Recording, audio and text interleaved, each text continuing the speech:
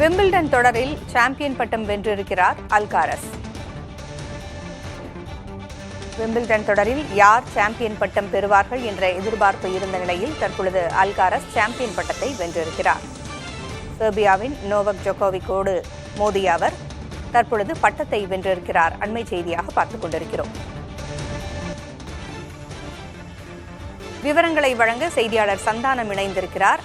சந்தானம், யார் வெற்றி பெறுவார்கள், யார் சாம்பியன் பட்டத்தை பெறுவார்கள் என்று ஆவலோடு எதிர்பார்த்திருந்த சூழலில் தற்பொழுது அல்காரஸ் சாம்பியன் பட்டத்தை வென்றிருக்கிறார். இவர் இளம் வீரர். வெற்றியினுடைய படிநிலைகளை விரிவா சொல்லுங்க.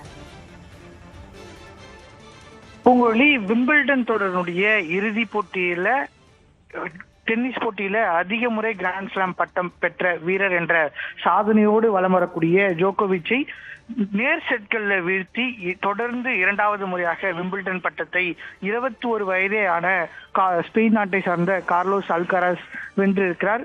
கார்லோஸ் அல்காரஸை பொறுத்த வரைக்கும் 21 வயதான இளம் வீரர். ஜோகோவிச்சை பொறுத்த வரைக்கும் 37 வயதுல தன்னுடைய இறுதி கட்ட டென்னிஸ் பயணத்துல தொடங்க. இருப்பினும் கூட டென்னிஸுடைய சிறந்த இளம் வீரர் 2 வீரர்கள் மோதக்கூடிய போட்டி என்பதனால மிகப்பெரிய எதிர்பார்ப்பு என்பது இருந்தது. இருப்பினும் கூட முதல் செட்கள்ல இருந்து தொடர்ந்து ஆதிக்கம் செலுத்திய கார்லோஸ் அல்காரஸ் நேர் செட்கள்ல 3-0 என்ற கணக்குல ஜோகோவிச்சை வீழ்த்தி தன்னுடைய விம்பிள்டன் பட்டத்தை தக்க வைத்திருக்கிறார். குறிப்பாக பார்த்தோன்னா தான் முன்னேறி இருக்கக்கூடிய 4 கிராண்ட் ஸ்லாம் இறுதி போட்டியிலுமே அவர் சாம்பியன் பட்டத்தை வென்றிருக்கிறார். 2 விம்பிள்டன், 1 அமெரிக்க ஓபன், 1 ஸ்பெயின் நாட்டில் நடக்கூடிய ரோலண்ட் கிராஸ் தொடர் என 4 கிராண்ட் ஸ்லாம் பட்டங்களையும் வென்ற ஒரு வீரர் என்ற வாய்ப்பை அவர் பெற்றிருக்கிறார். அதே போல் ரோஜர் ஃபெடரருக்கு பிறகு 21 வயதுல 4 கிராண்ட் ஸ்லாம் பட்டங்களையும் பெற்ற வீரர் என்ற சாதனையை அவர் இதன் மூலமாக நிகழ்த்தியிருக்கிறார். குறிப்பாக பார்த்தோன்னா ஜோகோவிச் இந்த போட்டியில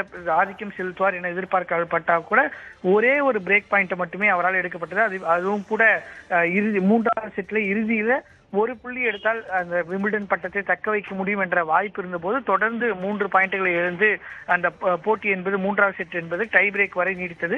இருப்பினும் கூட கார்லோஸ் அல்காரஸ் தன்னுடைய திறமையான ஆட்டத்தை வெளிப்படுத்தி தொடர்ந்து 2வது முறையாக விம்பிள்டன் பட்டத்தை வென்றிருக்கிறார். தொடர்ந்து 3 நேர் செட்கள்ல ஜோகோவிச்சை வீழ்த்தி அபார வெற்றியை பெற்றிருக்கிறார். தகவல்களை வழங்கியமைக்கு நன்றி சந்தானம்.